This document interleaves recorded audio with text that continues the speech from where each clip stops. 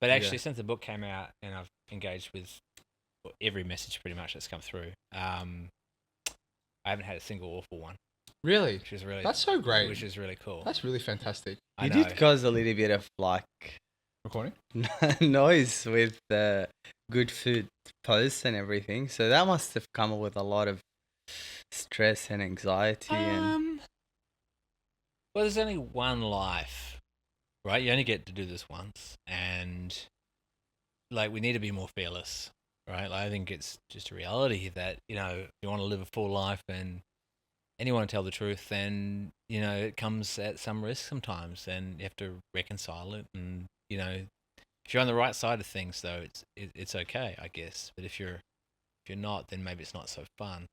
But I'm pretty resilient. I've been around for a while.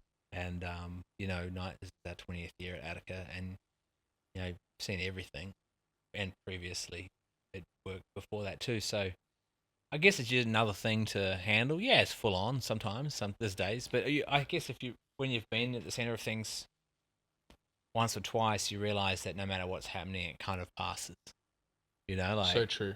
People calm down and they when they're angry, they're acting out and they're lashing out, and they're not being rational, and, you know, that just some time needs to pass and they'll calm down, you know, and that will pass as well. Like, that's how I kind of approached it. But I had a couple of years to think about that and the reaction to it. I always knew there was going to be a reaction because I was talking truth to power, and power doesn't like the mirror held up to it. You know, it really doesn't. And the media hates that. So in that way, I always knew that would be the case, you know. Yeah. So what was the tipping point? I mean, you said you were just holding on to it for a couple of years. Yeah. Really thinking about it. Was it just, you just decided that, like, this was the time, I'm going to do it now, and you kind of built up not courage, but... Yeah, it was courage, yeah. The goal to do it? Yeah, I think it had been building for, you know, more than a decade. Yeah. Kind of pretty early. I guess I realized pretty young that it was fake, and that these things don't really have the meaning that we think they do, and we make them so important in our lives. And I'd done that really badly as well. Like, I really kind of played to it, and then when I actually experienced it for the first time, I was like, wow, this is not really giving me the meaning that I thought it would, and the feeling is very empty. You know, it was like a high very briefly, and then the next day you return to reality, and so I learned it pretty young, but it took a really long time for me to have, I guess, the courage of my convictions and for those thoughts to be fully formed. And then even just levels of expertise and knowledge, and, you know, so many of us in this industry have dedicated our lives to this, to our craft, to food, to knowledge, to training ourselves every day, to learning. And when you're dealing with people that don't have that same experience, it's really frustrating. And so what you're talking about there is the difference between kind of yourself and, like, the reviewers and things like that, because you've spent so much time in kitchens really understanding your craft and mastering it, and then maybe people that are giving reviews don't have that same kind of experience as you, so how can they hold... Yeah, sometimes they do have that same level of experience. Not all reviewers are knowledgeable, but there are a lot of people that don't have a deep source of knowledge. Maybe it's just become a passion for them or an interest, whereas this is our lives, you know, and we staked our livelihoods and our family on this, and our employees, and this is what we've given everything to. And for somebody to come along and just kind of uninformed trash it, if we've done a bad job, then I get that, you know, that we're not going to get a good review. You know, that's, you know, but it's really like, you know, it's questioning, I think, and it's valid for us to question the authority, you know, and also who makes a living from who. You know, that's pretty obvious that one doesn't exist without the other. Restaurants would still exist, but food media wouldn't have much to write about. You know? If restaurant wasn't a thing. Yeah, that's right. Yeah. So one follows the other, not the other way around, though. You know, and I think there's always going to be a place for genuine, you know, principled, intelligent, thoughtful, experienced criticism. But that has become increasingly rare.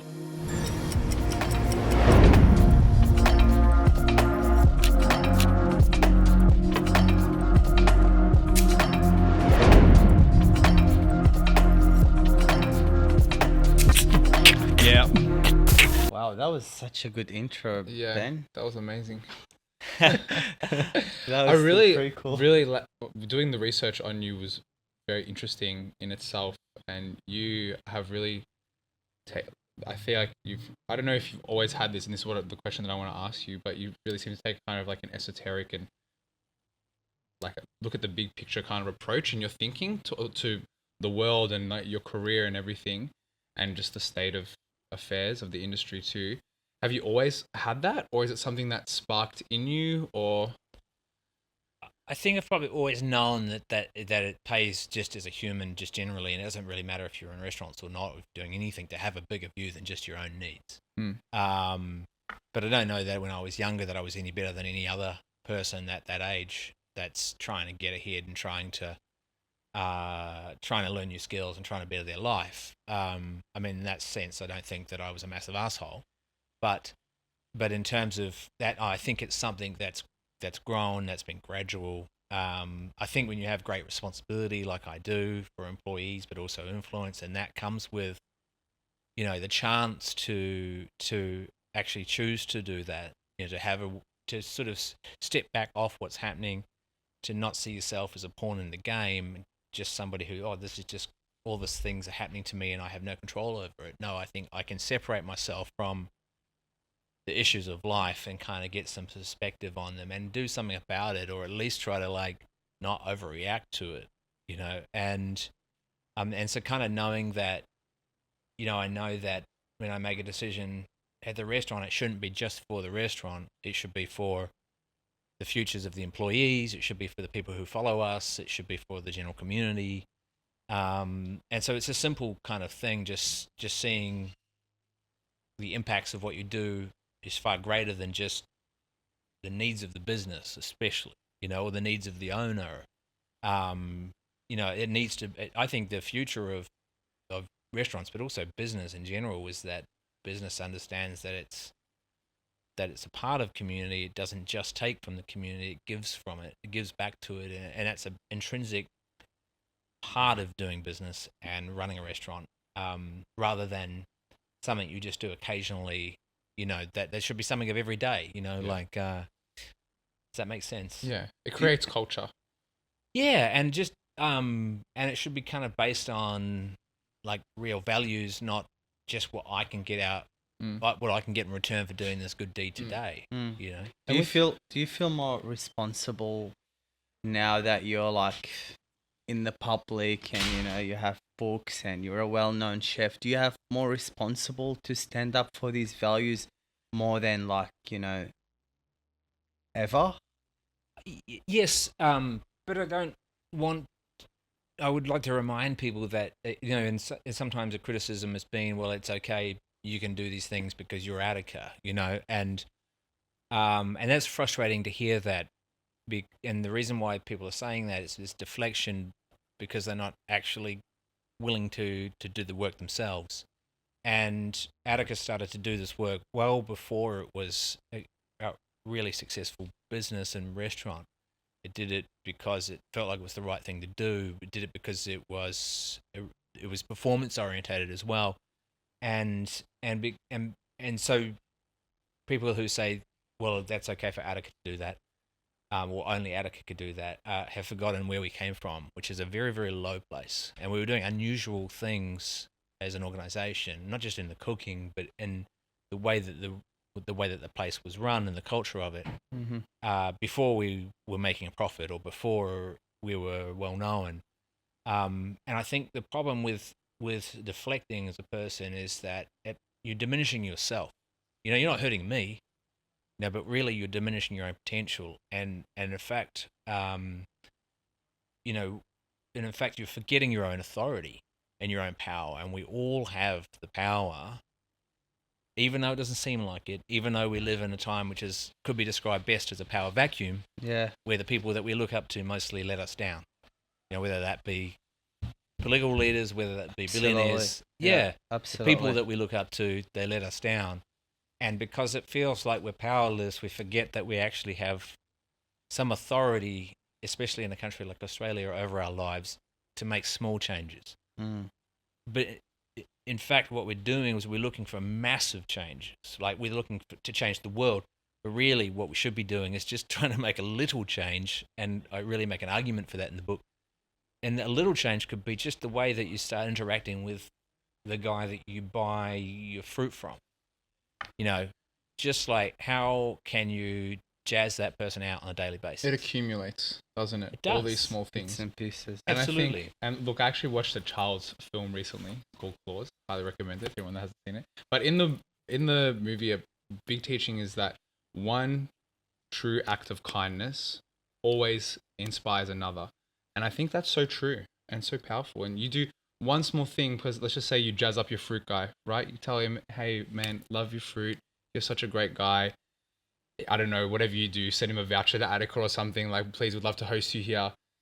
He's going to feel good about himself, and he's probably going to go on ahead and do something else that's good in that day. And that's an inspiring thing to do for each and every person can do in their life so simply. Yeah. And then free. You just create a culture around yourself that is so positive. And why wouldn't you want that? No, absolutely. And it's nothing to do with reputation building or legacy or anything. That's just about being a decent human being. Just keep it real simple. We overcomplicate everything. We need these huge answers when really the answers are smaller, and there are lots of them. You know, like you said, it's an accumulation. It's like the snowball analogy. You know, and so for me, I try not to overcomplicate it. I try to remain calm as much as possible. You know, like I think being calm is it's better for the individual. It's obviously much better for the team. If I'm not losing it, like if I'm calm and I don't overreact. You know, once a long time ago, I was learning how to be a basketball coach because my son, I'd been handed this job of basketball coach for this team of small children, including my son Kobe, and I was terrified of it. I didn't know how to do it. I didn't know enough about teaching how I could play basketball, but I didn't know how to teach it. And I had the responsibility of 10, like let's say 7-year-olds, 6 or 7-year-olds. It was really stressful, and so what I do, I'm not an expert. I need to become more knowledgeable. So I went and trained. I went and did basketball coaching clinics and courses.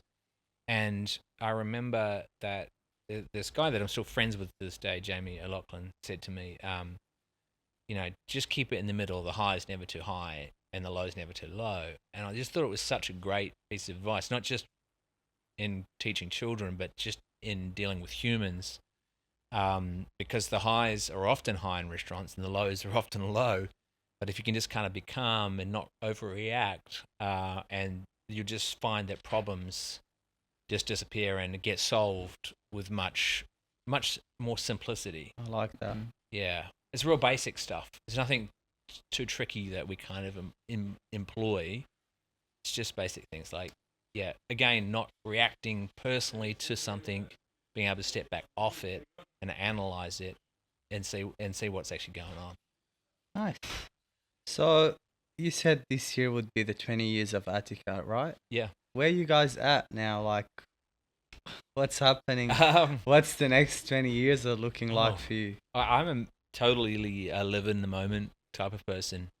And so like I'll be here right now. I don't know what I'm having for dinner. I mean, you know, you have my daughter here, Ruby, and we'll make dinner together when we get home. I'm not thinking about tomorrow at all. So I'm really terrible at going, oh, I should plan for 5 years or I should plan for 10 years. My wife, Kylie, is much more focused on that, which is really helpful. So I don't know. I would say that I love doing it and that every day I work to protect that love actively. And so long as I continue to love it, then I'll continue to do it. But if I don't love it anymore, then I won't do it anymore. So, and I don't know when that would be, you know, no time soon, that's for sure. But you never know. You don't know. No, and I'd rather go out, you know, with things under control than let it die a slow, sad death where it wasn't great anymore. So it's still got my complete focus and attention. Both of us. Yeah. Would you guys like to open another Attica maybe? No, absolutely not. The one and only? We've had thousands of opportunities, you know, and we've turned so much money down to do Attica in multiple countries all around the world and casinos and all sorts of places. And the answer was always just, you know, no, like it just takes all of our energy to do this one. you know, and as soon as we had another one, then the team would have 50% more, You less have to my attention. sacrifice. Absolutely. Yeah. Yeah. I think there's something lost, you know. Yeah, I really respect people with multiple venues, but Attica's not that kind of place. You know, I think its connectedness comes from the fact that we're all there together, you know. Yeah, and people rely on you and people need you, you know, and it's not to do the daily job, you know, but it's to come up with ideas, to be a mentor, to be there to support people, to be their cheerleader. Right. Is it 20 years of Attica since you moved in, or is it since Attica? 20 years since I took the head chef position. Okay. Yeah, which is 2005. It was going for like 1.5 years before Oh, me. okay. That's it. Just Yep. that. Okay. Yep. Can But you I mean, it's like a Yeah. different thing. can you tell us a little bit about that period when you took your first, like when you bought or when you got in Attica? Because you started Sure. as a head chef and then you bought in, right? Yeah. So, do you want me to talk about when I first started there, or when I took ownership of it? No, when you first started, when you Okay, yeah. walked in Attica, Yeah. like the first time. Yeah.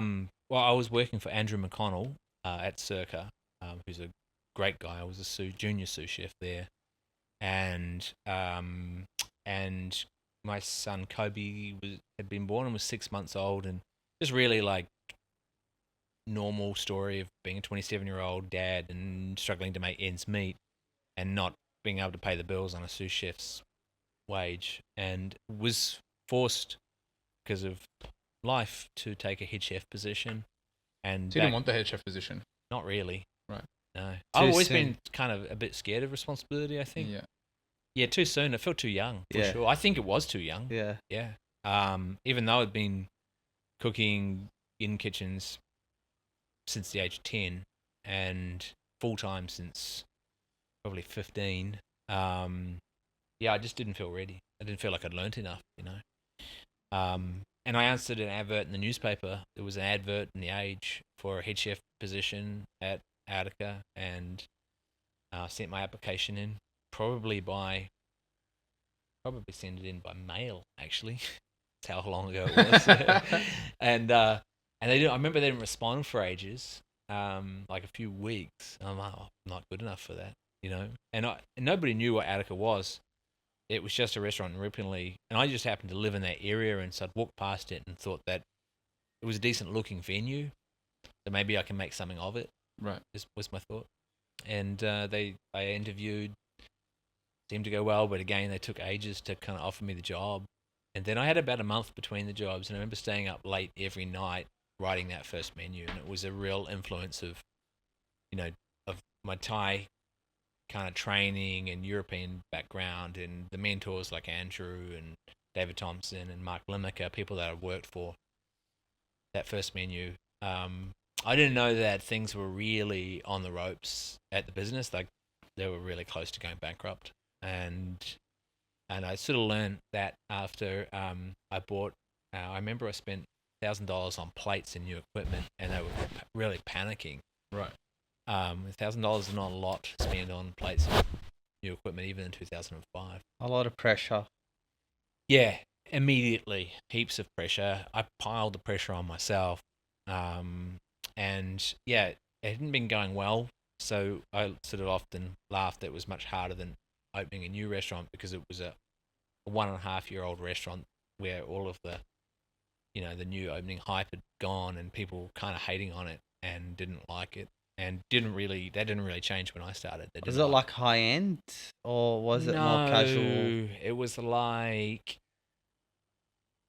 yeah, it was like, you know, I don't even know what it was like compared to today, but it was like a basic neighborhood restaurant, Okay. like where the mains were like $23.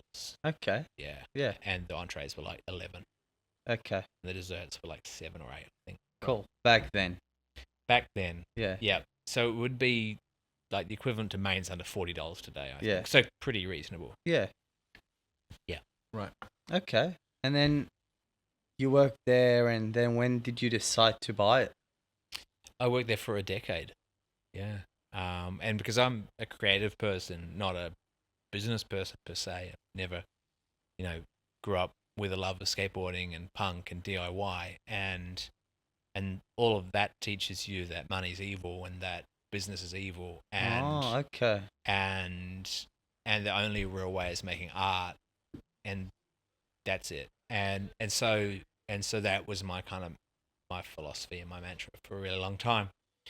And I had to kind of overcome that because I had a fear of business and I felt like it wasn't my place, and I didn't, I didn't really like have the right to have a business. And it was a very chef mentality thing too. Like we look down on ourselves pretty hard. And society traditionally has looked down on us as well. Super blue collar job. Yeah.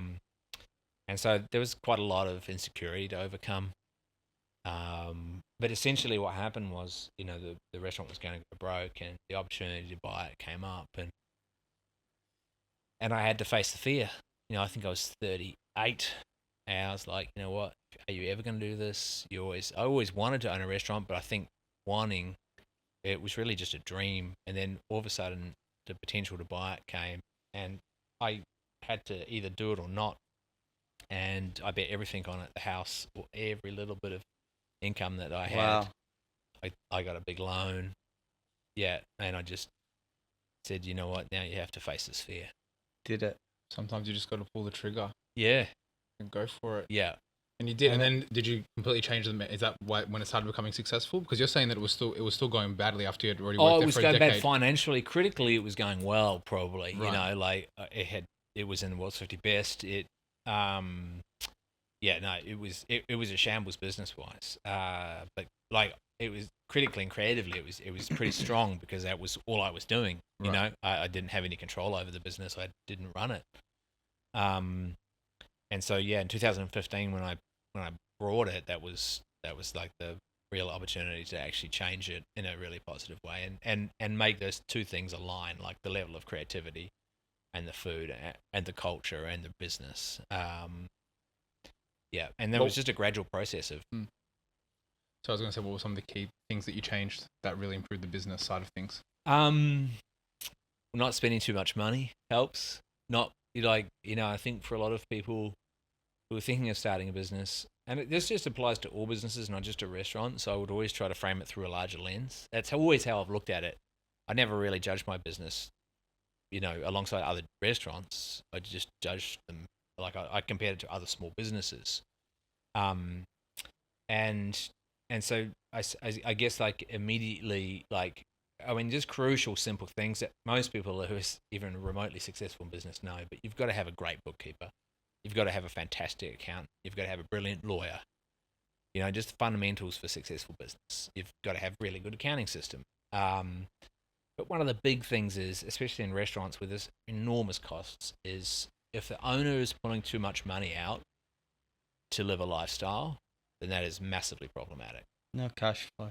No cash flow, because, the owner should eat last. That's my philosophy. Like everybody else gets paid and then you get paid after that if there's anything left. Now, if you're doing it right, it should work out that you can, if you work hard and if you run a good business, then you should be able to afford a decent lifestyle and deserve one as well, but not before everybody else has been taken care of. And so just coming in with a philosophy like that, and lots and lots of little things, just lots and like hundreds of little details that needed to be fixed. And the danger is that you look at it today and you think, oh well, that's set in forward motion, so you don't have to worry about all those things. But the reality in business, I think, is that it's still the same, even when you reach a level of success or financial security or whatever. You still have to fight just as hard. You still have to pay attention to all the same details that you did. It's the same thing. It's even bigger, actually. Yeah. It just keeps on. The bigger you get, the more money you can spend. The more money you can spend, the more things you have to worry about. It's like a snowball effect, isn't it? It is. And, I suppose, like, people often ask me, when do you think it's going to get easier? And I would honestly say never, because the definition of business is problems. So it's not if you're going to, no business doesn't have problems. Even the most successful companies in the world have problems. It's just how you overcome them. What was the shift from like the neighborhood restaurant to like top 100? I know we don't like to talk about that, but like, Sure. to that like next level. What was that shift for you? Was it? Yeah. It was pretty quick because Attica had been a neighborhood restaurant. It had tried to do Middle Eastern food that hadn't worked. It tried to be a French bistro that didn't work. I didn't know how to do either of those things. So I guess I was more of a creative cook. So I just figured that those things hadn't worked and you need to roll the dice. And actually what was needed was something a bit braver, because just by doing normal things, you couldn't get anybody to come to that neighborhood. So you have to do something kind of extraordinary to get the people to come to that neighborhood. Like, we had no foot traffic, no benefit of being in a busy location. You got to do something else. Clearly it's not working. You can't just keep going like that. And so we got started, and it still wasn't happening. But I remember I thought we should do a tasting menu only pretty early, which was, I don't know if we were the first to do it, but certainly one of the first to just do a tasting menu. And that would have maybe been around 2008, something like that, or maybe 2007, really early. And it was really just a gamble to go, well, we can't kind of do this big menu. We can't make that. We don't have enough people. We want to raise the quality and the creativity, then we need to do a tasting menu. And that it just started like that. We'd been doing experimental Tuesdays, which was a way of filling an empty night, and also a way that we could develop our cuisine quicker without the benefit of a development kitchen like a lot of high-end restaurants had at the time. What was that time like for you, like when you started to break through from... It's funny because I don't really even know, like when you're in the middle of something like that, it's all pretty surprising. It's all pretty surprising to me. It's also so gradual that you kind of don't really feel it that much. But when you look in retrospect, when you look back on it, that's when you kind of feel it the most, I think.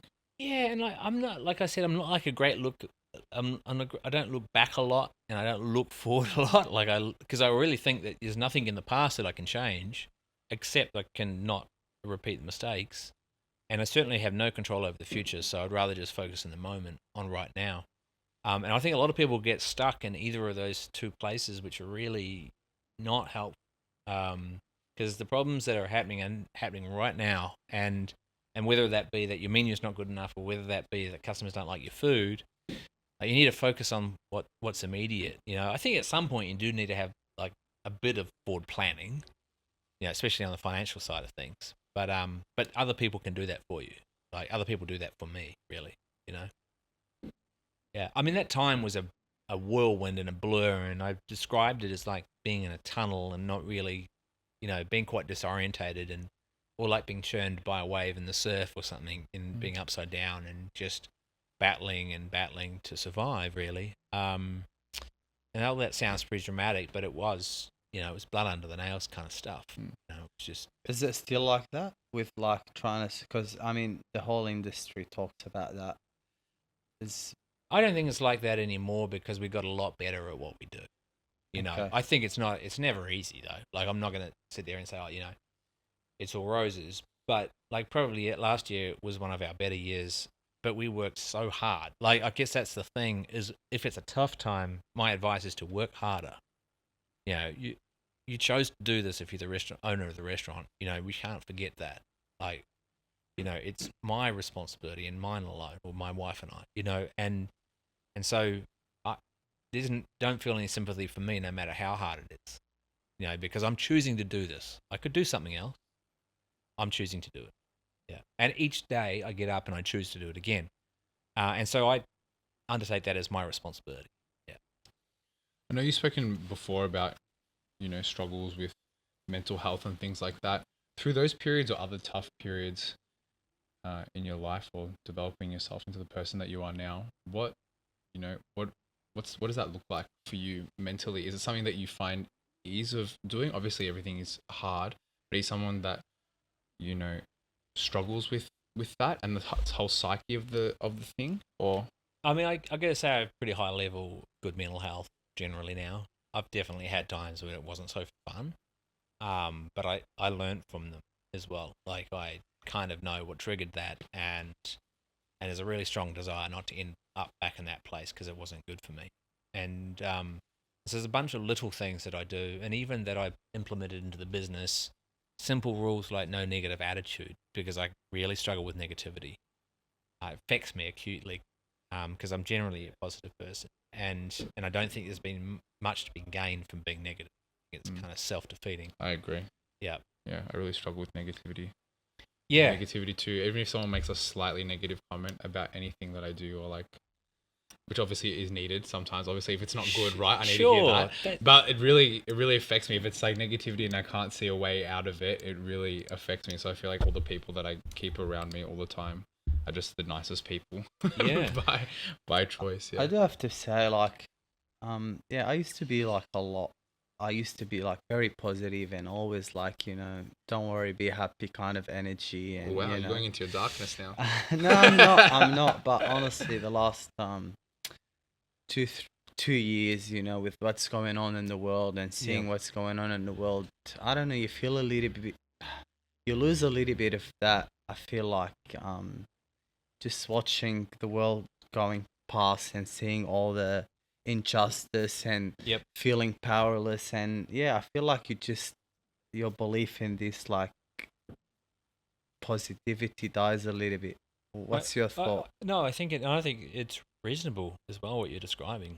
I think a lot of people experience that, and even myself at times. Being honest, but what I try to do is I return to things that make me happy.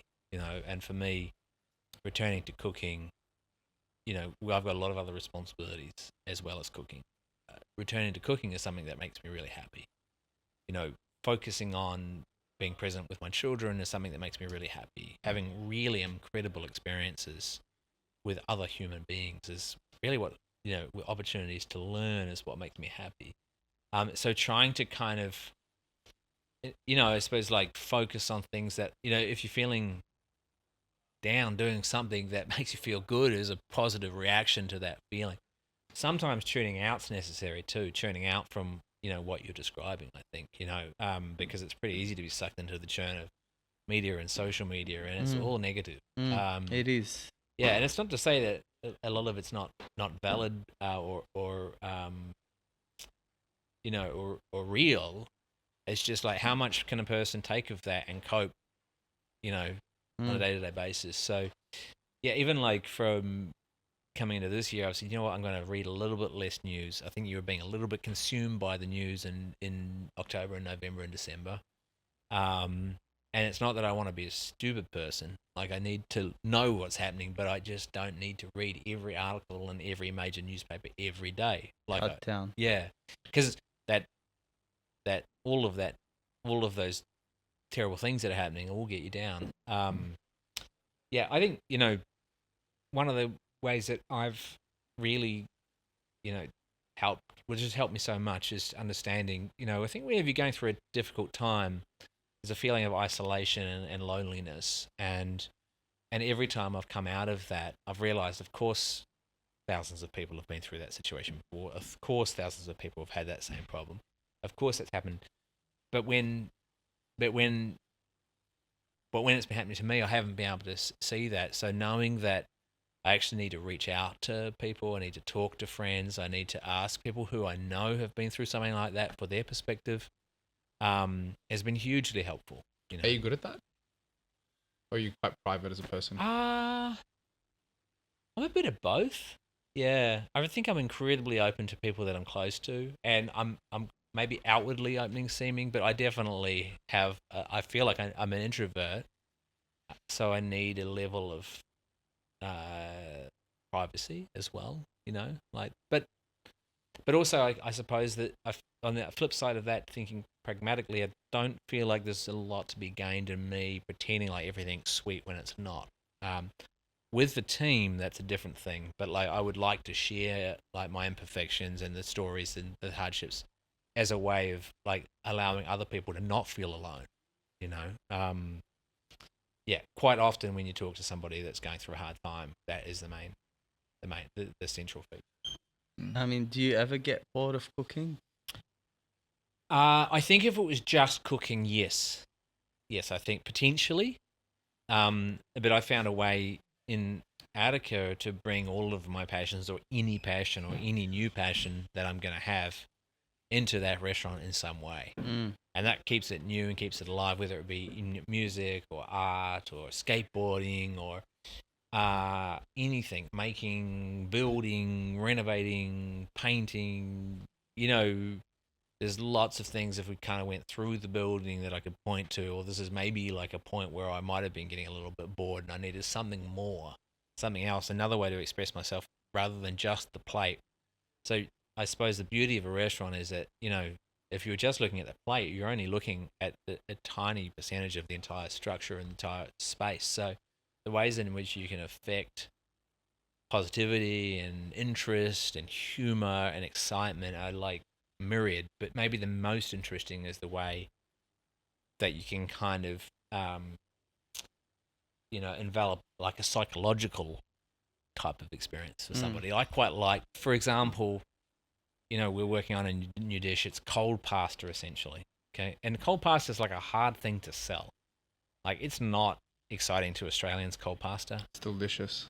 It is delicious. I'm Italian though, so I'm always like, cold pasta is so good. Yeah, Yeah, perfect. Yeah, and I mean the Japanese with soba love. So It's a form of soba noodle that's gone through many different manipulations. But essentially, like, I was thinking about whether or not it's a good idea to tell them that it's hot and serve it cold, just as a psychological little like kind of mess with them a little bit. Everybody else thought that was a terrible idea and that we would probably offend people. And ultimately, I came around to the conclusion that it was a bad idea because the joke is, people like being a part of a joke, but they don't like being the joke. Yeah, Being the joke. Yeah, so we can't make a joke of our customers, essentially. Your Google reviews won't be happy. No, they wouldn't be. But I'm still not sure. Like, we won't do that. But I still think that would be fun. I will say, we're a marketing agency, right? So from a marketing standpoint, point of view, it would be outrageous, and that is amazing marketing for you, because the first people that it happened to, they'd be like, oh, what the hell, the hot pasta is, but it's actually cold. But then the people after that would be like, oh, I know, this is the one that people said it's actually cold, don't worry about it. Yeah, so it'd be like, it would create like a new like it might just take kind of 6 secular months thing. Yeah. People to like understand. We'd probably offend and annoy a lot of people. I mean, we would have to let them in on the joke at some point for it to actually be funny. But the reality is, and I like the idea of like just being told that it's something and then it's not. I also like the idea of like people thinking that we said it was hot, so therefore we've stuffed up in some major way when we haven't. Like, I like that idea of people thinking we've stuffed up when we haven't, because they would naturally think that we stuffed up because it's a very precise kitchen, and so the chances of that happening are not exist. That's not going to happen. There are other things that could happen, but that mistake's not going to happen. But it has to be. No, stone cold. Not just like room temperature, like ice cold. It's cold. It's out of the fridge hot, cold. And anyway.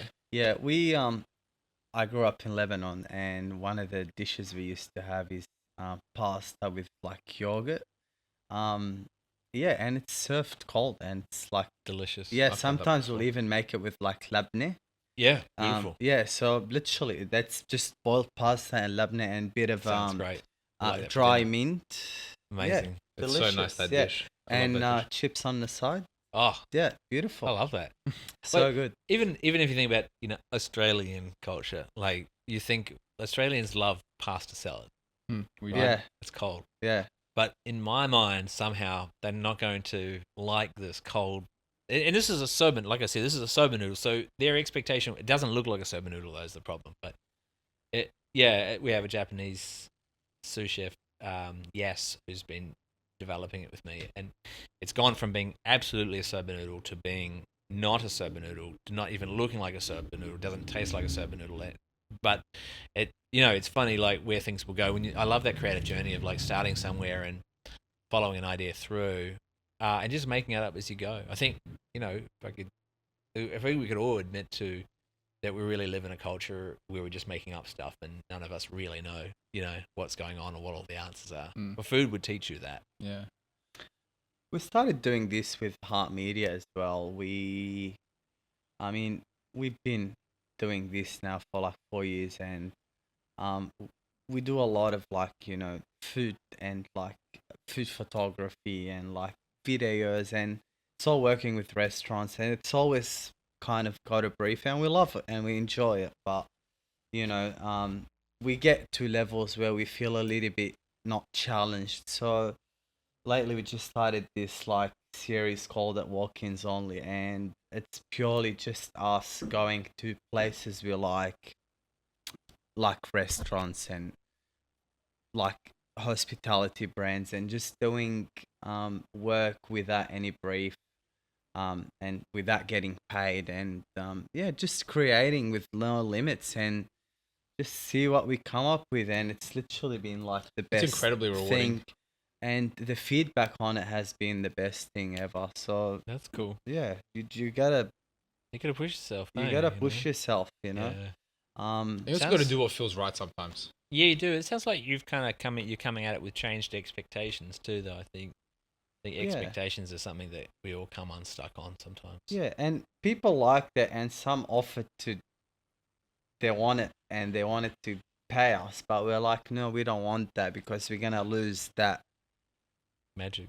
Yeah. Yeah. The freedom. So Yeah. I think the best. I mean, I think most of the most fun projects are really without money. yeah, I Yeah. agree, 100%. Because if you love something enough, you will do it without the Of money. course. Do you know what I mean? So I guess Yeah. they kind of are just like intrinsically tied together. Well, I think that's a good question to ask yourself. When you're working as well. Would I still do this if I didn't? Well, of course we all need enough money to live, but like, would I still do this if I wasn't being paid? And it's always like, would I do? Like, absolutely, like all of it actually, even the hard stuff. Maybe like I even like the problems a lot. Yeah. Makes you Good better. question though. How would you feel like if food wasn't a thing for you, if you went in this industry? Where would you see yourself? Like, I think I could actually apply kind of what I do and my creativity to almost anything. Probably is. I think that I'm not sure if the reality is the same, but I certainly could apply it to the arts or the more formal arts. My father was a painter. okay, I know that I have that ability to create things that are new and interesting. I mean, I love writing. It's been a lifelong passion. I could write. I've renovated many places, including Attica. I could do that full time for sure. let's talk about writing. Obsession. Yeah. How is that going? Oh, I mean, it's going fantastically well. Yeah, I mean, it was such a fun book to write. It was such an adventure. I wrote the bulk of it across the year from between 5:30 a.m. and 5:30 a.m. and 9:30 a.m. 7 days a week, and I didn't take a day off it. Wow, for how long? A year, 12 months, and then there was another year of improvements and edits. Wow. So it was 2 years the writing process, but the bulk the manuscript was roughed out in a full year with full commitment.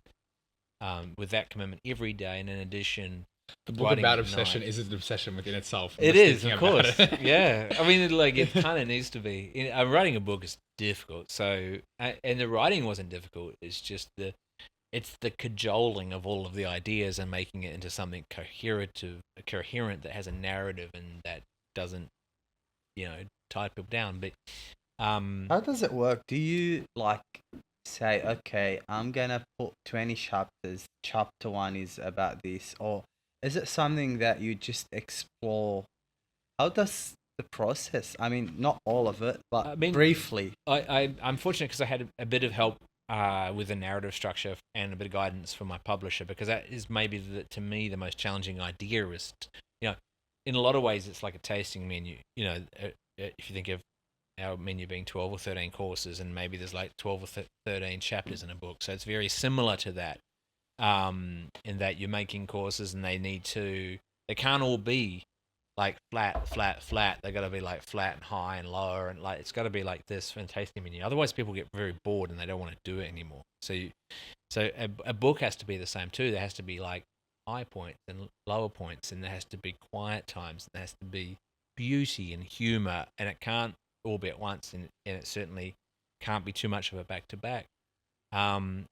Essentially, like the book was written, and there's a man in a hole structure where you meet me where I'm at a low point, and then you meet me again later where it looks like I might get out of the hole, but I don't. I fall, and then you meet me when I'm almost out of the hole, but not quite. And so I'm kind of trying to bring you along through the book with the structure, and then at the end you kind of, you meet me as we succeed at something, and in our case that was Attica summer camp, but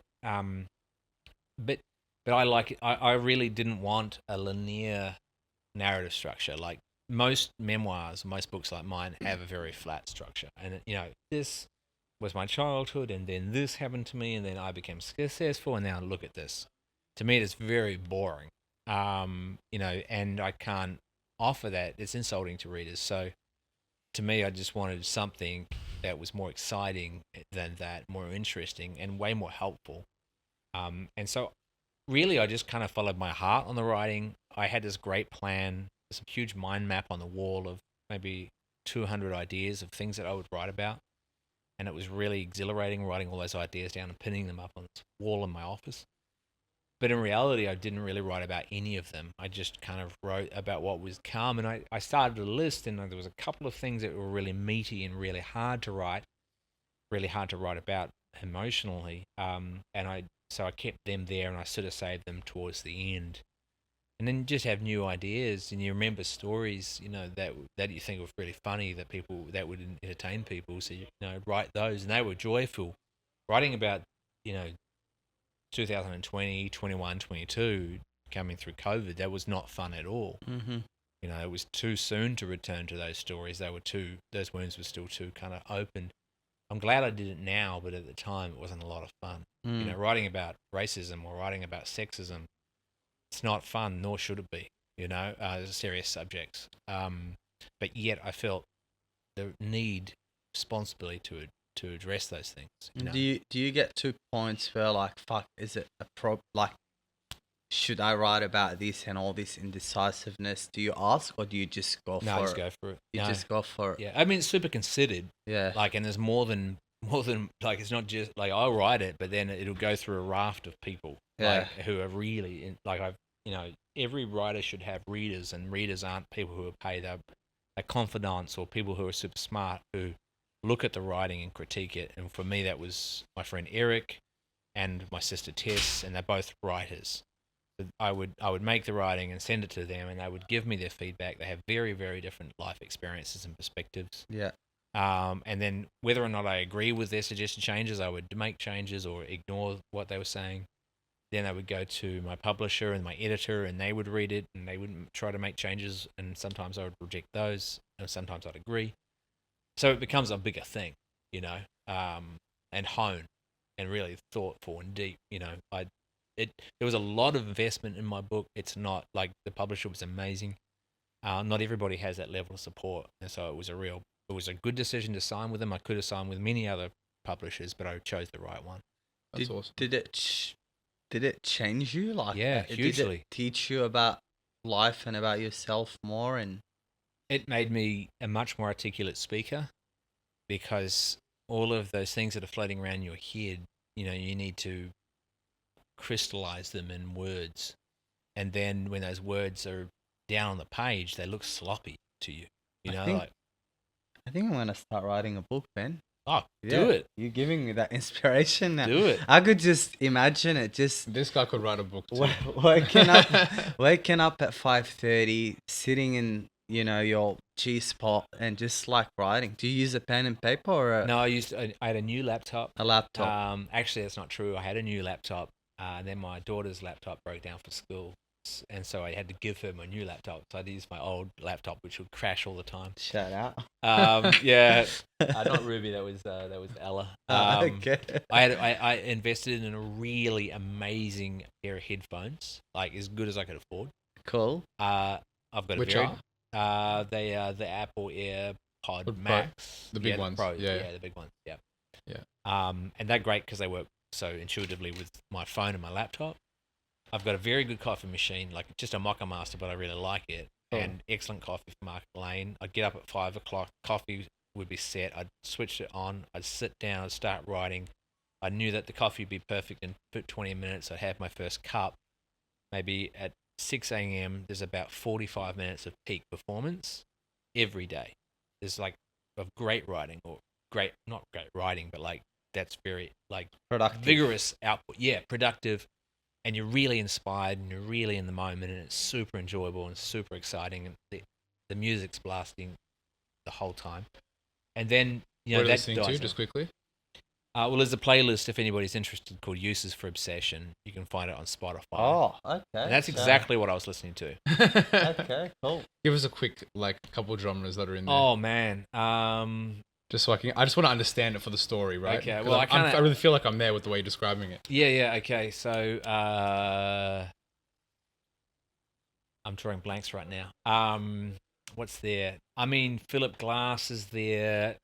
From Philip Glass to Gillian Walsh and David Rawlings, who are playing at the Art Centre in 2 days, to Brian Eno. So there's there's all kinds of different music, Okay. from jazz to really dark things, to rock, to hip hop, but some music with lyrics, some without, and some really sad and some really happy, and it depended on what I was writing as to what I need to listen to. But I was Okay. always looking for new songs for that playlist all the time because I have an inexhaustible appetite for music when I'm writing, but it can't really be a lot of stuff I've listened to heaps before. I can't believe you listen to songs with a lot of lyrics when you're Yeah, a lot writing. of people. I struggle so hard when I'm writing. It's very challenging. No, it's I very agree. common. People are kind of freaked out about my ability to write to lyrical music. Yeah. And in fact, I probably even prefer it. And it's even just sometimes hearing a word, and you're like, Oh, true. yeah. So actually, it can be inspiring. Yeah, I agree. Yeah. And it's more about. I'm not a great understander of the. It's not a word, but I don't pay attention to the lyrics. I probably pay attention to the emotion of the song. The way it makes you feel. Yeah. So it It's doesn't good matter. you can if it's got tune that out lyrics. though, because I find a lot of people find it very difficult. Well, my wife can't tune it out. Gets really she wouldn't even like the song if she doesn't like the lyrics. Mm. Did you ever? Yeah, sorry. No, you go. Did you ever get to levels where you're like, "Fuck, I can't write"? No, No. not you, once. You were just treating it as like, I'm writing. No. Yeah, I other kind of option. don't believe in writer's block. I think writer's block's just a lack of ideas. Sure. So I have plenty of ideas to write about, thankfully. And I definitely don't think that you should write a book unless you have pretty big. Now, you should consider whether or not you have something to say. Yeah. That would be the first decision-making process in a book. I'm not talking about a cookbook, but even in a cookbook, you should decide if you have something to say. So back to my first question, you do need to prepare a bunch of ideas before you start. Just for the confidence to know, you don't have to write about those things. Just for the Yeah. confidence to know, I've got stories to tell. Yeah. And I tested those stories out, on audiences and on friends and around dinner tables across decades. To see how people interact. Yeah, if they like those stories or not. So you always knew you're gonna get to these moments Yeah, where yeah. you're writing. Yeah, your it's my memoir. second book as well. So Yeah. there were 10 years between them, and the first book was a narrative. It was a cookbook, but it was the most narrative cookbook that you can imagine. So it still was a book of stories. So I'm literally not joking. I always wanted to write a book. This know. guy's life story is so crazy. I know, He needs to tell his life could be a movie. But the thing is, my question for you, and this is just not for me, for people that are actually also interested in this process. Do you recommend to start earlier, or what's an advice you could give to me for writing a book? I think you should start when you're ready, but I think you should have a start date and an end date. Okay. Because I think that's important. Yeah. I had an end date. Okay. The manuscript was due Yeah. at a date, and I'm really big on if I say I'm going to be here at this podcast at 4:00, unless I'm in a car wreck, I'll be here. I won't not show up, even if I'm sick. I'll still. You come. might even be here even earlier. Well, I was here. Yeah, exactly. Yeah, I was actually here at 3:30, but that was too early, so I went for a walk with Ruby. We went to Searchers Records in Collingwood. It's a great record store. But yeah, I think having because that will give you some structure and some discipline. But start when you say you will start. Like don't like a lot of writers get a book deal, and so they agree with the publisher. Okay, so all right, in 1.5 years you're going to be handing the manuscript in, and then 6 months after that, or whatever, the book will come out. Then they procrastinate about starting, and they leave it right up until like there's only 6 months to go, and then the stress is really on, and it's kind of impossible to manage it because most writers in Australia, almost 99% of them, have jobs. Like me, like I work full time. I'm doing this on the side. There's very few writers. I think maybe statistically there's only 4 to 8 full-time book writers in the country. And Crazy. yeah, it is. And so I think having a job's good. Like it's obviously necessary. But I just sacrifice other things around it, like exercise and well-being, really. But yeah, having a start date and committing to a schedule and a routine, just for me, because I need that structure. And I know that, like I said I was going to do it, and I really intend to uphold my end of the deal, so I don't muck the publisher around, who's showing giving me a lot of support and investment. So yeah, that's it really. And then like I think the other thing to think about when you're writing a book is just writing the book is one part of writing a book. Yeah. You need to prepare yourself for the edits, which are pretty tough. Yeah. Because it's like you were saying, like people saying negative things to you, like in the edit, like boy, they might not like what you're saying at all, and you really have to be able to stand your ground sometimes, because people will tell you to remove whole sections of the book. Decision making. Yeah, so you have to go, you know what? No, this is really meaningful to me. I need to keep this here, and that's a collaborative thing. But the main part I would say is that writing a book is just kind of half of it. The other half of it is getting out there on the road and promoting it and standing behind it and meeting the people, which is a great privilege. Can be exhausting, but that's how a successful book's made. Yeah. Do you recommend for people to find a publisher before they write? Yeah. Yeah. I mean, it depends on what you want to do. Like, yeah, I mean, I guess like I could write another book now, and I don't need a publisher to write it, and I can go and get a publisher because I've published twice before and people would want the book. Yeah. So I've earned that kind of privilege, I guess. But it depends on whether you're going to self-publish, which I personally wouldn't do. I wouldn't self-publish because the publisher has so much experience at making this thing, and they have the best editors, and editors are crucial to the success of a book. And I had 3 editors on my book, so it went through 3 rounds, and the person that finished it was in the UK and has dedicated her whole life to editing books, and she's a wizard. So, there was such a privilege for her to have that, it made my book a lot better. Like little things, Of course. And how do I know I'm ready?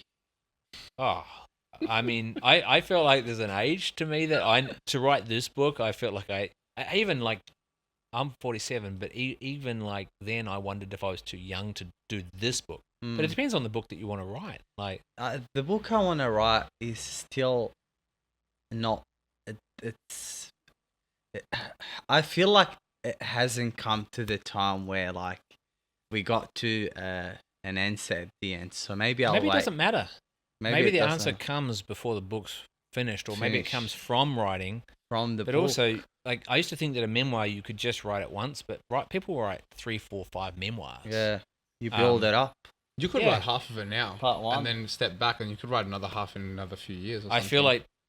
like you better publish that first half though, right? Like, Yeah. because you'll hate what you did in a few years' time. You'll throw it away. Yeah. So true. don't write it unless So you intend to self-critical. publish it. Okay. Yeah. Even if it means that you just self-publish. It doesn't, like, whatever, like, yeah. But I would say with self-publishing, if you could get if you can get a book deal, it's much better because, the big thing with books is distribution. It's really. Do you think writing has been easier lately with like AI and everything around it? Not for me, because I don't know how to use it, and I would never ever use it. Like, it's not even like a question for me. Like, that AI can't think for me. Yeah. You know, it can't write in my style. It just can't. It's gonna be clumsy. You know, it can't write about like what happens when chips are made, because that's only something that a geek like me is prepared to research and to write about. You know, like just go deep on chips. You know, what happens when you plunge potatoes into hot oil and millions of tiny little microscopic cells explode. Like, that's just, you know, AI is not going to do that. Like, Yeah. but most of all, AI can't do it in a person's voice. Not really. You know, not authentically. Not to, especially not to those that know you well. You know, Not yet. No, not ever, because AI can't have my next thought. It can Correct. only make a thought from everything that I've already thought of. Right? Yeah. It's already out there. That's Yeah. why I'm not concerned about AI as a chef at all. Yeah. Because We're actually talking about that just before you came in the door, about AI as Okay. a chef. Yeah, and the ways that it could benefit chefing. But yeah, I didn't really, aside from more like running the business side of things, I think it will be maybe pretty challenging. I just think there's something about restaurants which is human, and that's what I love about restaurants. And I know that the systems of efficiency and stuff maybe like on the bookkeeping side, but I don't know. I'm not really for it, because I feel like we are one of the last bastions of handmade. You know, like we're still mass produced handmade at like not just Attica, but restaurants all over the city tonight. You know, and that's a beautiful thing. How many other businesses are taking raw materials and making them into By beautiful hand. things? Yeah, by Every day. hand, every day. True. I actually didn't really think. I've never really thought about it that way. No, so that's As it. Like, restaurants. there once were lots of businesses like that. Where I live in Caulfield, there was once a line of like European Jewish craftspeople who were making incredible furniture, some of the best that this country's ever seen. They're all dead and gone now. Nobody really does that anymore. Very few people do that. It was once more mainstream, and it was lots of things, right? So I'm proud to be a part of something so big that's still completely handmade. It's beautiful. Will you ever come back to New Zealand and start something out there? I love New Zealand, like deeply, but no. No. Why is that? Because Attica has been a restaurant, and it continues to be a restaurant that requires a city of 6 million to flourish and to survive, and it's just the reality, you know. So anybody listening that wants to do something similar to us, you need to keep that in mind. You know, it really does take a city of 6 million, and long term. But You know? does the idea of, it doesn't have to be Attica, but does the idea of coming back to New Zealand and starting something there ring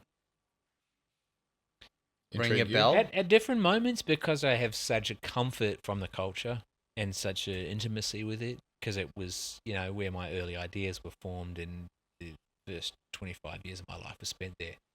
When I'm 50, though, I would have lived here for as much as I lived in New Zealand, and you know, I've raised a family here, I have 3 children here. I'm married to an Australian, and I owe Australia a great deal as well. Like, the people of Melbourne have been incredible to me, and I've always felt so welcome and loved here. And it's just very few places in the world that I think you can feel that, you know. So, no, I'd never diss Australia like that. Like, I think, you know, and I don't think I could have achieved what I have, honestly, in New Zealand. You know, it's not to say I couldn't achieve something else. Of course. You know, and I've got great mentors there, and it has beautiful food and a beautiful culture. But the population is a factor. For sure. Do you travel a lot? Yes. What's your favorite country? Well, I got to say, I've just come back from Japan from 2 weeks snowboarding. I don't take holidays very often, and this was a pure holiday with just my wife Kylie and I.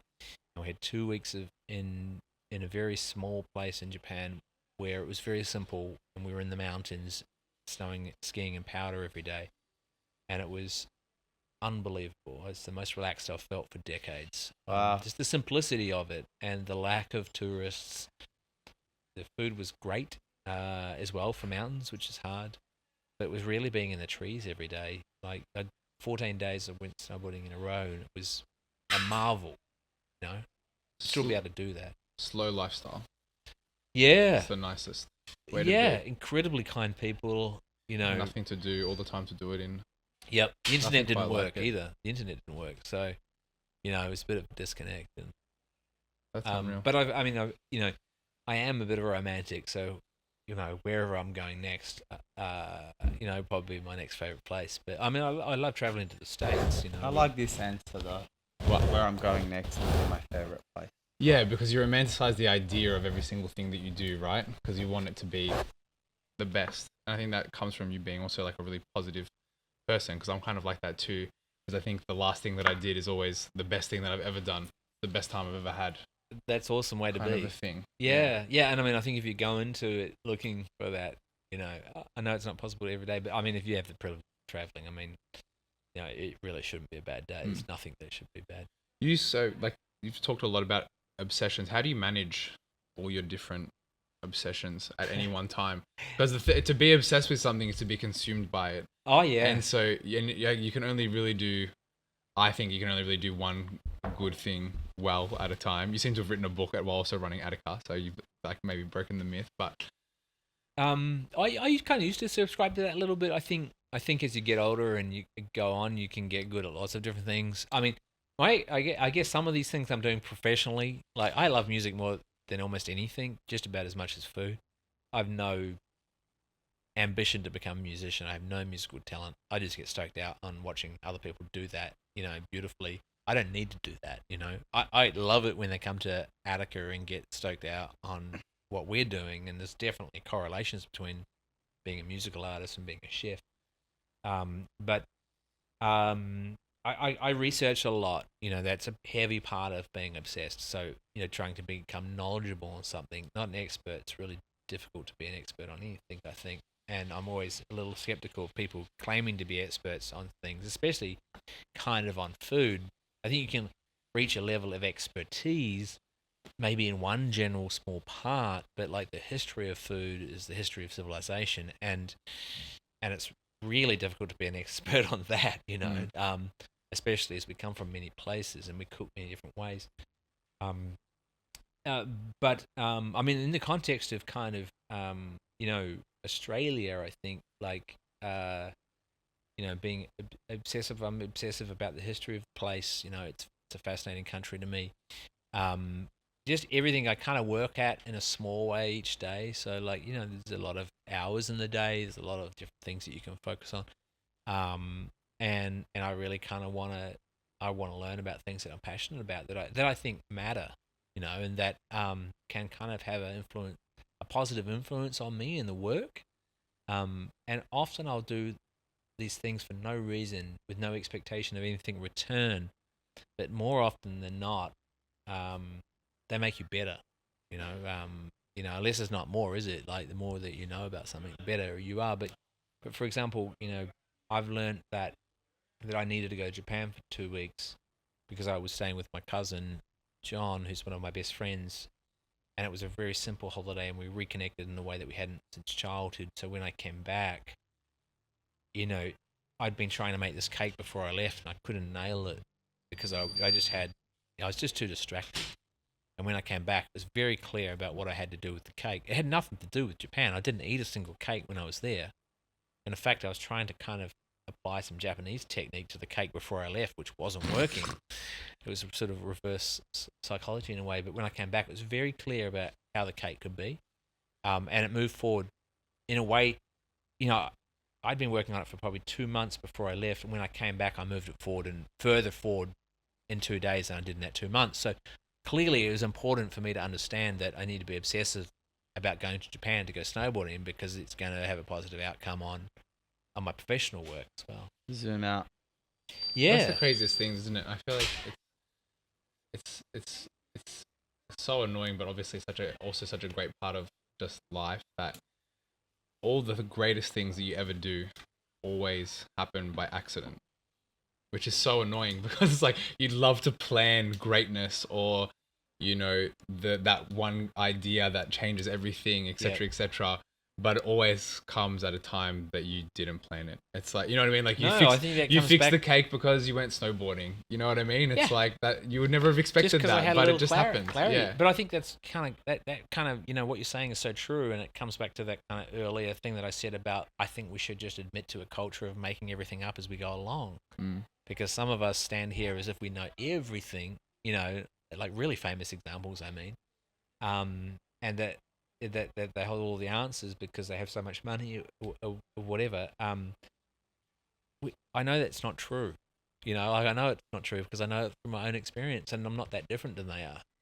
They just happen to have a lot more money. That's literally that's what it is. But we put people up on pedestals, and so yeah. So I think we should just kind of admit to that it's really frustrating. But what you said is true. Like that sometimes it's dumb luck. I think as long as you just focus on yourself, being happy as much as you can, and pursuing those things that do make you happy, or like lead you in a positive way, then you will find a path for yourself. Absolutely. Or, you know what I mean? Or like an idea of the person that you want to become.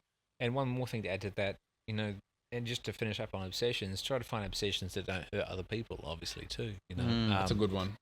Yeah, because obsessions come sometimes tied in with ambition, and ambition can be, it's not a bad thing if it's responsible, Yeah. Yeah. So in conclusion, obsession can be harmful sometimes.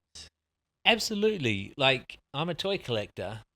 I collect vintage toys, and I have done since I was 18. This is another obsession. I mean, there's so many obsessions. Just didn't expect it. It just came out of nowhere, the toy collector. But I met this man whose father had been a toy collector, and this father had collected 3 or 4 shipping containers of vintage toys worth hundreds and hundreds of millions of dollars, right? But that man, he died. The toy collector had died, and I met his son, and the son hated his father because they went hungry all the time. They lived poor because the father was obsessing about buying vintage toys. There was no food on the table, right? So I mean, that's this guy needs gnarly. a podcast. This guy. Yeah. So that's absolutely, obsession can be harmful. Yeah. But I definitely try to choose positive things, and I think the obsessions that I choose are certainly healthier than being, say, getting addicted to drugs or drinking too much alcohol, or being a gambling addict. Obsession with the drug. Yeah. Look, I think also everything has limits, right? You need to place your own limits on yourself. Absolutely. Because you could have gotten obsessed with writing that book, and then the book could have chewed into your family time, or Attica, or it did. If you could ask Ruby that, probably. Yeah, it kind of did a bit, and I mean, she witnessed all kinds of like weird behavior at the dinner table, like when I was writing, because I yelled and I swore and I cried sometimes, frequently cried when I was writing it, but it was only for it was a set period of time, and it was a beginning and it was going to be an end, But So if it was boundaries. if you had a father that was hollering into the laptop, swearing into the laptop, or crying every day, that went on for more than a year, that might be cause for concern. Yeah, of course. Are you a person that cries often? I have been. Yeah. My father is a crier, cried very easily. So I understood that vulnerability as a man was like a very positive thing. But I feel like I was one of the few that had that experience. I would say, since I cried an immense amount writing the book, since the book's come out, I've barely cried. You got it all out. I think I did all my crying. Releasing. Yeah, I did all of my crying. What's next for the book this year, 2025? So next week, I think it's next week or the week after. Next week. Yeah, next week. So that's early Feb. Early February. Yeah. Yes. I tour the North Island. I have I think 8 events in 5 days. And then at the end of March and April, I tour America. We go to San Francisco, Los Angeles, Houston, Nashville, Chicago, Philadelphia, New York. Beautiful. So that's sort of a 3-week tour, and it's events everywhere. That's going to be a lot of fun. Then there's all of the writers' festivals as well, the Australian writers' festivals, and then there's the UK in October. But when I decided to write the book, I also decided that I would stand behind the book for 2 years post it coming out. You have to push. That's the advice that I had, that the writers that are more successful are the ones that stand behind the book. And so I certainly, I sacrificed a lot in the 2 years of writing it personally, so I intended to see it through. And I took a lot of risks writing it too, I think, personally. So, it's just like anything, right? Like, there's no money in books, but like the ability to share your innermost feelings and your stories with people, you want to get out there and meet people and hear their stories, and that's rad, like meeting people on the road has been hugely inspiring. What do you think has been something that's difficult, or what is your opinion or journey like managing a much more public persona? Because I guess Attica, obviously, you're very tied to it as a Yep. brand. Yep. But a book is, and this book particularly for you, is so personal. What's that like? What's that journey like for you? That's a really interesting question. It's quite challenging navigating that. Me with my incredibly strong opinions and very forthright writing, could be hurting this business that I built with all these amazing people. That's like definitely was a fear and a conundrum that I had to reconcile, and it was, I had to reconcile it with Kylie, and then explain it in detail to our teams well before the book came out. Ultimately, like, I guess I felt so strongly about the subjects that I'd written about that I felt like if I couldn't tell these stories and run the restaurant, then we'd find out that running the restaurant wasn't worth it. I now know we're going to be fine. We've been doing this for a long time. We can weather all kinds of storms. In terms of like public persona and how I am in reality, I try to keep them really, really aligned. Like they're never exactly the same because it's Of just course. You see something and you make a decision about like how those words are written or what that person's saying or what that photo means based on your life's experiences. Like it's only really I can know what I'm thinking with any individual as well as you might try to articulate something. But in terms of like one thing I really don't like is when somebody's pretending to be somebody that they're not. That's awful, like, and I've met like, as you can imagine, I've met my fair share of famous people pretending to be or Something acting else. a different way. Yeah. And also some really incredible people. But it's disappointing, when you Always. yeah. Yeah. I think that's something you obviously really, really value in people that you know too, right? Trust, because if you don't feel that people are being transparent, this is something that I get hung up a lot with people, is that if I don't feel that people are being transparent, then obviously it's so hard to trust them and to get close to them. And I just base a lot of my relationships with people on that, because I don't know, I would rather someone that's weird but themselves. Oh yeah. And even like a little bit strange, and and like they say things to you and you're just a bit like, oh, okay, but you can tell that it's coming from a genuine Oh, place. yeah. And then someone that kind of puts up a facade of whatever it is, Being nice. yeah, being nice or being No, really I'll take a interested in what weirdo you're any doing. day. Yeah. I mean, I am a weirdo, so like, I get that, and you're right. I mean, I have some really unusual friends. But they all have one thing in common, and that's that they all have big hearts. And they, none of us, very few of us actually go through life, I think, deliberately trying to do harm. But yeah, I'm blessed with an immense friendship group, and that grows, because like I said, getting out on the road and meeting people in the dining room. It's one of the like most wonderful things about running a restaurant like Attica is the people that you meet, and they could be very famous people. They could be artists that you look up to and admire your whole life. They could just be somebody that's coming to a restaurant like ours for the very first time, and it's just like got a super great attitude and wants to express that to you, and what a gift, but it is definitely the thing that keeps me kind of probably, as much as the creativity is keeps me coming back, is that ability to, to meet somebody there, somebody's booked, or maybe even, through a friend you've invited somebody there and they come and they're like super psyched on it, and it's just a lot of goodwill. And then, I think the cool thing about life is that it can go from that meal to working with them in some way, or to becoming friends sometimes, and sometimes those friendships are life changing. I kind of owe everything to restaurants. So like, yeah, you're good. I just yeah, we're gonna start wrapping up soon, but yeah, do you go out often in Melbourne? Like, Yeah, yeah, I mean, my Kylie, I should say my Kylie, my wife. That came out nicely. Yeah, Shout That out, was Kylie. nice. Yeah, My lovely Kylie. My wife Kylie is perhaps one of the biggest fans of restaurants in the world. I'd say she's an even bigger fan than I am for sure. And I love restaurants, but I can be a little bit of a creature of habit, and especially because my cooking is quite creative. I tend to probably like eating classic things because it's not like what I do.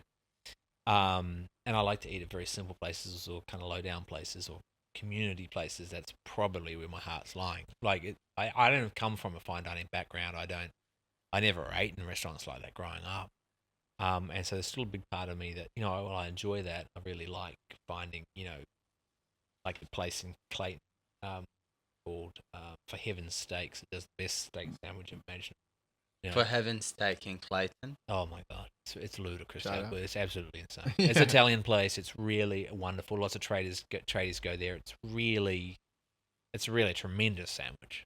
Yeah. And I'm not actually a steak sandwich fan. I mean, I'm getting off on a tangent here, but yes, we go out often, at least a couple of times a week. And I really like sharing those experiences actually with our audience because, there's so many people doing an amazing work in our industry, and it doesn't have to be a tasty menu restaurant or even technically a restaurant. It can be somebody that's just making something really flaming delicious. I think Andrew's Hamburgers in Albert Park. Have you been there? Oh my God, it's the best hamburger in town, in my opinion. They've been going Andrew's Hamburgers. they've been going for 70 years there. I'm going there for sure. Got to get a burger with the lot. That's the order. All right. And if you're really feeling like rewarding yourself and you're feeling like you get a bit of extra money in your pocket, or if you have a bottle of champagne at home, chill the champagne down, take it to Andrew's Hamburgers.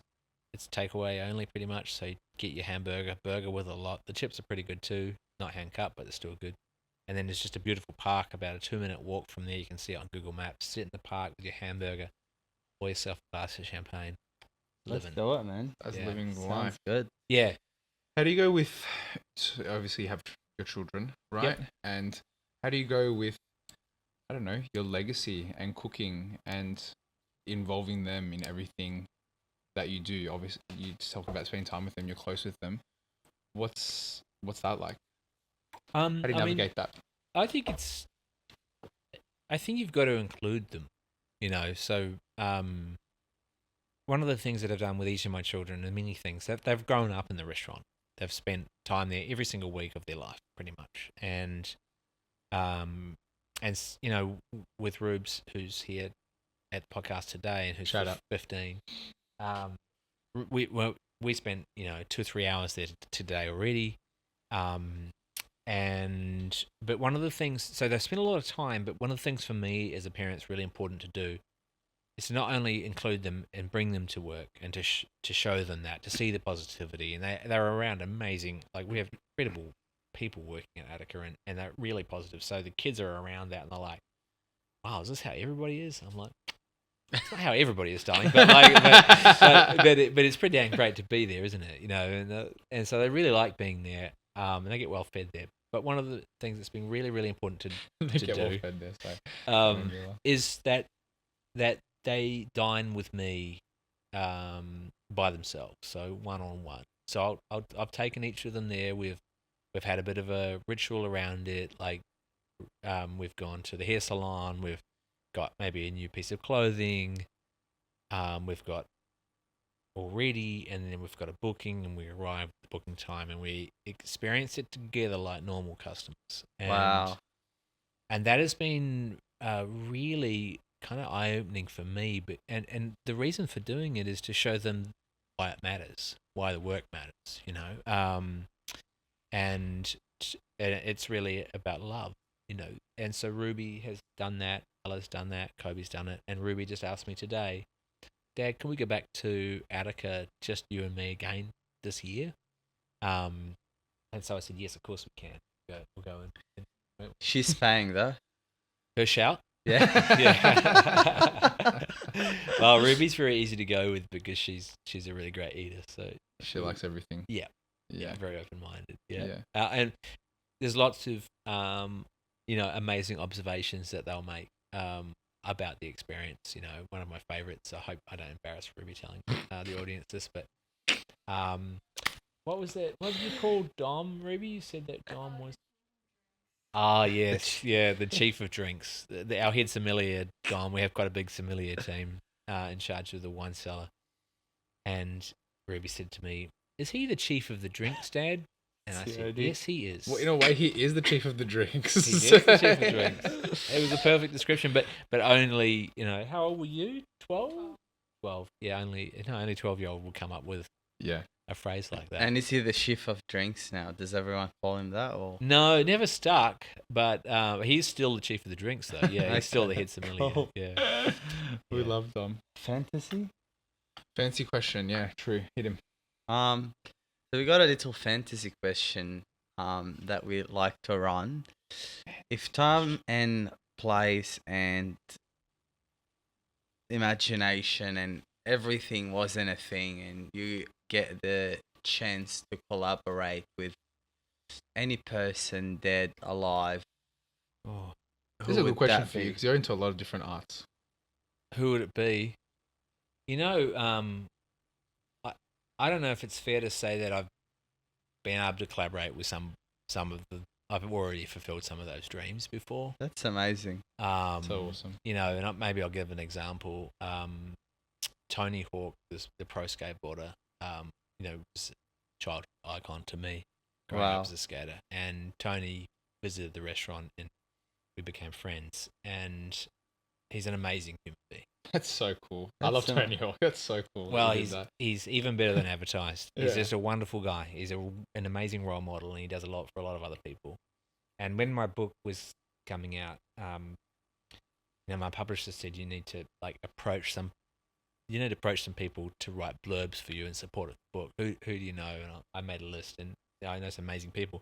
Really, kind of top of the list was Tony, and it was really scary, writing to him to ask him for this, and I over-explained and wrote this long email about, and he said yes straight away, and of course wrote a great blurb, and that for me was like a really it's a part of the book that I'll look back on always and think, wow, I can't believe that, one of the most Tony famous Hawk is people in writing the a world blurb about my allowed book. me to put his quote on the front cover of my book. I mean, that's very generous, and yeah.